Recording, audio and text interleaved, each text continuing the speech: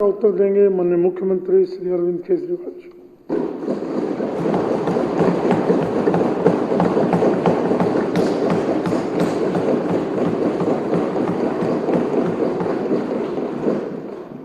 आदरणीय अध्यक्ष महोदय, अभी कुछ दिन पहले बीजेपी का एक बहुत बड़ा नेता मिला मेरे को। उससे काफ़ी लंबी चर्चा हुई मेरी, और उसने जो जो बातें बताई वो इतनी चौंकाने वाली थी कि आप सब सुनोगे तो रोंगटे खड़े हो जाएंगे। उसने मेरे से पूछा कि केजरीवाल जी, आपको क्या लगता है मोदी जी अडानी की इतनी मदद क्यों करते हैं? मैंने कहा दोस्त हैं दोनों, इसीलिए करते हैं। कहते बस इसलिए। कहता मोदी जी ने आज तक किसी के लिए कुछ नहीं करा, अपनी वाइफ के लिए कुछ नहीं करा, अपनी माँ के लिए कुछ नहीं करा, उनके भाई गुजरात में रहते हैं उनके लिए, किसी रिश्तेदार के लिए कुछ नहीं करा, राजनीतिक गुरु के लिए कुछ नहीं किया। वो अपने दोस्त के लिए इतना कुछ करेंगे, ऐसा कैसे हो सकता है? दोस्त पे इतने मेहरबान क्यों हैं? ऐसी भी क्या दोस्ती है? आज के ज़माने में कौन कोई भाई के लिए कुछ नहीं करता, दोस्त के लिए कौन करता है? तो मैंने कहा फिर क्या मामला है? कहते आप खुद सोचो, इतना बड़ा क्राइसिस हुआ, हिंडनबर्ग की रिपोर्ट आई, चारों तरफ थू थू हुई, पूरा क्रैश कर गया अडानी ग्रुप। मोदी जी इतने स्वार्थी आदमी हैं कि अगर केवल मामला दोस्ती तक होता तो 2 मिनट में उसको साइड करते और कहते मेरा कोई लेना देना नहीं इससे।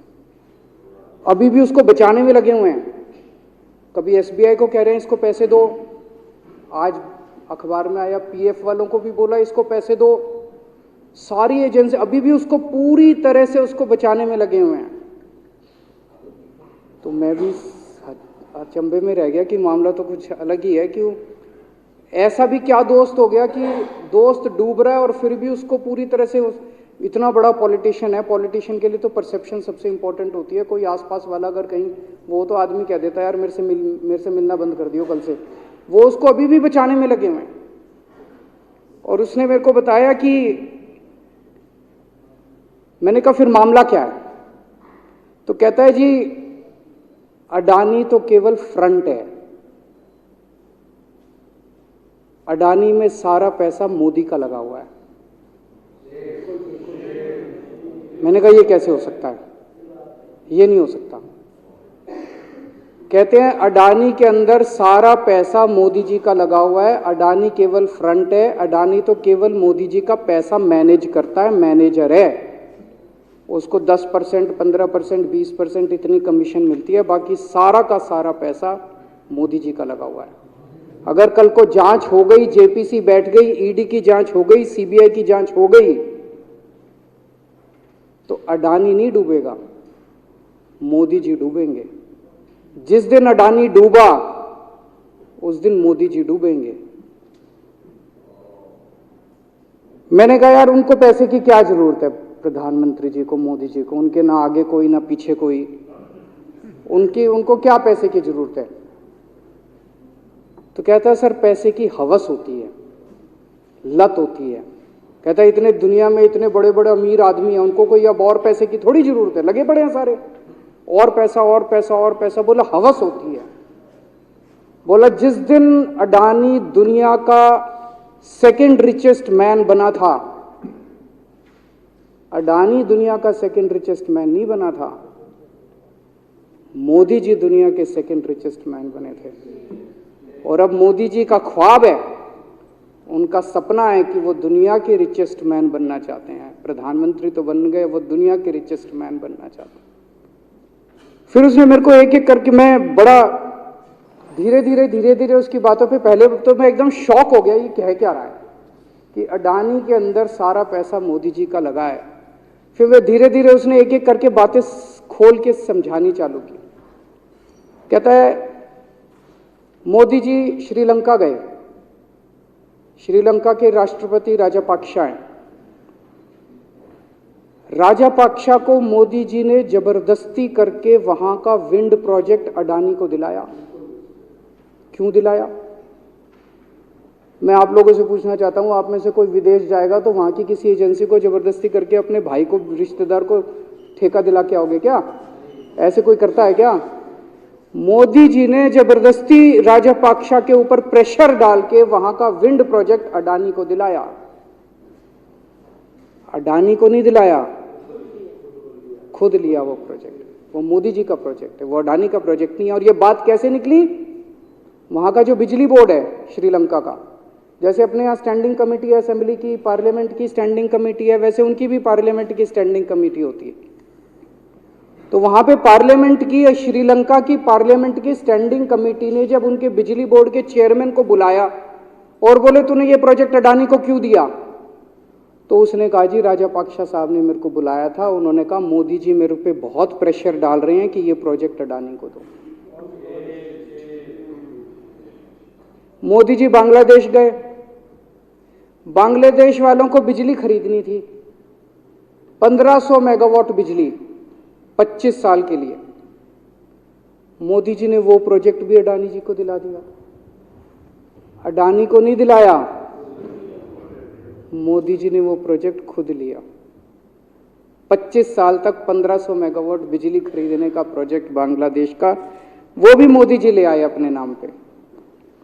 इजराइल गए, इजराइल के साथ भारत ने कई सारे रक्षा सौदे किए, रक्षा सौदे, वो सारे के सारे रक्षा सौदे अडानी को दे दिए।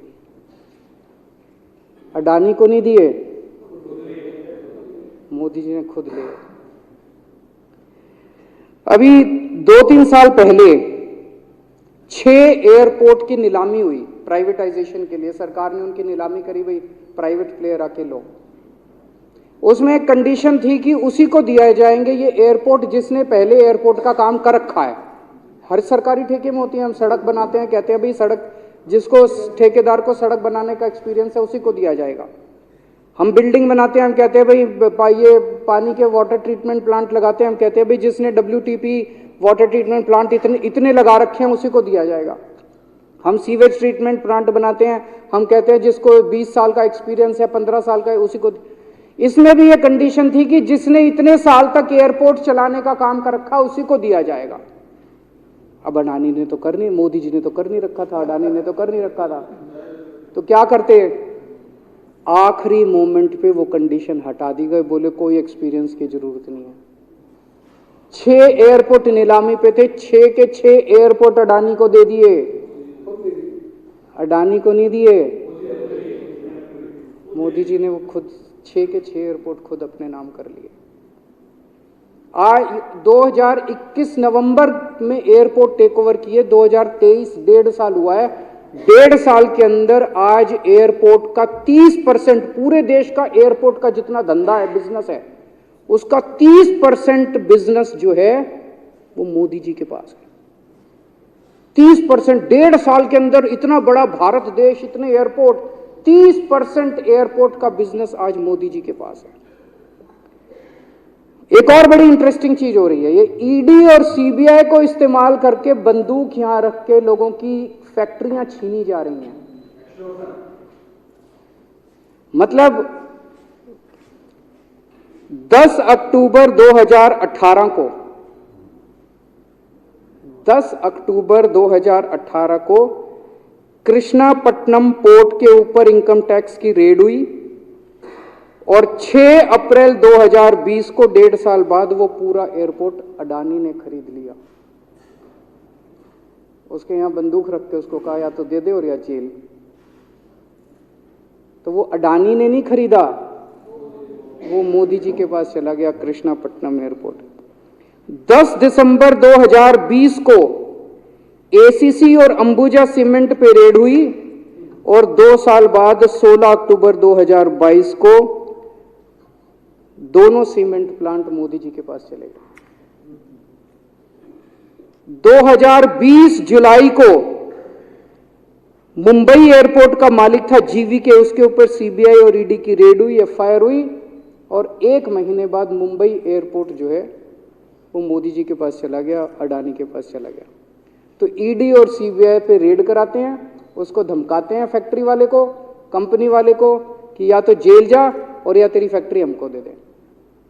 ये इधर तो सुनते थे हरियाणा की तरफ ये टुच्ची, इधर इसकी फैक्ट्री भी छीन ली, पंजाब में भी सुनते थे इसकी भी फैक्ट्री छीन ली, इसकी। पूरे देश के अंदर ये इतनी गुंडागर्दी मची पड़ी है कि ईडी की रेड करा देते हैं, सीबीआई की रेड करा देते हैं, यहाँ बंदूक रखते हैं और कहते हैं या तो फैक्ट्री दे दे और या जेल जा। ये क्या चल क्या रहा है इस देश के अंदर?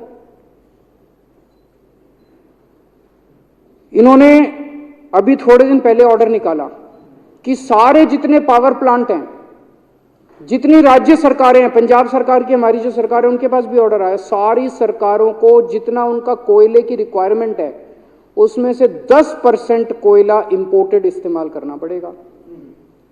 और इंपोर्ट केवल मोदी जी करते थे, अडानी करता था। तो इसका मतलब आपको 10% अपना कोयला कंपलसरी, जरूरत नहीं है आपको कोयले की, लेकिन 10% कोयला आपको अडानी से खरीदना पड़ेगा। हमारे देश का कोयला 2000 रुपये टन है, इंपोर्टेड कोयला 20,000 रुपये टन है। 10 गुना दाम के ऊपर आपको अडानी से यानी कि मोदी जी से कोयला खरीदना पड़ेगा। इन्होंने सुप्रीम कोर्ट का एक और, जब कोयला घोटाला हुआ था अपने देश के अंदर, तो सुप्रीम कोर्ट ने आदेश दिया था कि अब कोयले की खदानें किसी भी प्राइवेट वाले को नहीं दी जाएंगी, सारी खदानें सरकारें। तो इन्होंने कुछ खदानें राजस्थान सरकार को दे दी, कुछ खदानें छत्तीसगढ़ सरकार को, कुछ खदानें पंजाब सरकार को, सरकारों में बांट दी। बाकी पूरे देश में केवल राज्य सरकारों के पास खदानें हैं। केवल अडानी के केस में उन्होंने एक्सेप्शन करके अडानी को कोयले की खदानें दे दी और उसमें भी ऑर्डर कर दिया कि 4000 कैलोरी से कम वाला कोयला जो है उसको रिजेक्टेड माल माना जाएगा, जबकि वो सबसे अच्छा कोयला माना जाता है और वो रिजेक्टेड माल इसको फ्री में मिलता है। तो कम से कम 2800 करोड़ रुपए का कोयला हर साल फ्री में मोदी जी ले जाते हैं। 2800 करोड़ रुपए का कोयला हमारी खदानों से हर साल मोदी जी निकाल के ले जाते हैं। 2014 में, अभी जो अतिशी जी ने कहा, 2014 में अडानी जी की यानी कि मोदी जी की जायदाद 50,000 करोड़ की थी। 7 साल बाद इनकी जायदाद हो गई 11.5 लाख करोड़। मोदी जी इतना पैसा लेके कहां जाओगे? 11.5 लाख करोड़ रुपए की जायदाद, 7 साल में इतना लूट लिया आपने देश को। 2014 में 609 नंबर पे थे, अब ये सेकंड रिचेस्ट बन गए, अब रिचेस्ट बनना चाहते हैं। ये तो लेकिन कुदरत है, कुदरत तो बड़ी ताकतवर है। किसने सोचा था एक दिन हिंडनबर्ग रिपोर्ट आएगी और 24 घंटे के अंदर सारा तहस नहस हो जाएगा। 1947 से लेके 2014 तक 67 साल में भारत देश ने, सारी सरकारें जितनी आई सबने मिलके 55 लाख करोड़ रुपए का कर्जा लिया था भारत सरकार ने। 2014 से 2022 7 साल के अंदर 85 लाख करोड़ रुपए का कर्जा ले लिया, दुगने से भी ज्यादा। जितना 67 साल में लिया था उतना 7 साल में ले लिया। ये पैसा गया कहां? ये पैसा गया कहां? ये सारा इनकी जेब में गया। तो मैं जनता को कहना चाहता हूं, आप तो जीएसटी देते हो, अपने बच्चों का पेट काट के टैक्स देते हो, दूध पे, दही पे, हर चीज पे जीएसटी देते हो। वो जीएसटी का पैसा जाता है जनता की उसमें खजाने में, वहां से वो जाता है अडानी के खजाने में और वहां से वो जाता है मोदी जी के खजाने में। दोनों हाथों से लूट मची हुई है, पूरे देश को लूट रहे हैं प्रधानमंत्री जी, मोदी जी पूरे दोनों हाथों से लूट रहे हैं। कोयला लूट रहे हैं, एयरपोर्ट लूट रहे हैं, सड़कें लूट रहे हैं, बिजली लूट रहे हैं, पानी लूट रहे हैं, कुछ नहीं छोड़ा, सब कुछ लूट रहे हैं। जितना कांग्रेस ने 75 साल में नहीं लूटा, उससे 10 गुना इन्होंने 7 साल के अंदर, 8 साल के अंदर लूट लिया देश को। अडानी का क्या रोल है इसमें? मोदी जी कम पढ़े लिखे हैं, उनको समझ नहीं है कि करना क्या। अडानी आके बताता है पैसा यहां लगा लो, इस देश में चलते हैं, वहां की ये कंपनी खरीद लेते हैं, ईडी को और सीबीआई को इसके पीछे लगा दो।